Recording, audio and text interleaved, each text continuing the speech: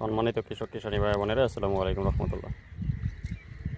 আপনারা আমার সম্মুখে যে সরিষাটি দেখতে পাচ্ছেন, এটি হচ্ছে টুরি সরিষার স্বাদ।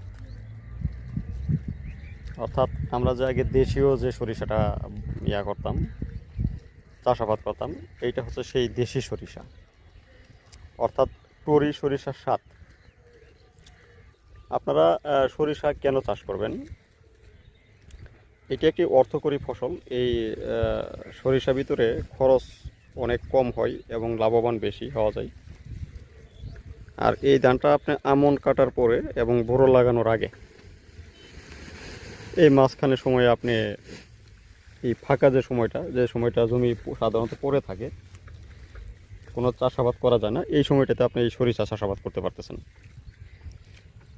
আর সরিষার ভিতরে খরচ একদমই কম, খরচ মোটামুটি খুবই কম এবং খরচের তুলনায় অনেক লাভবান হওয়া যায়। আর বিশেষ করে আপনি এই সময়ের ভিতরে সরিষা চাষ করে সরিষার টাকা দিয়েই আপনি বোরো ধান চাষ করতে পারবেন।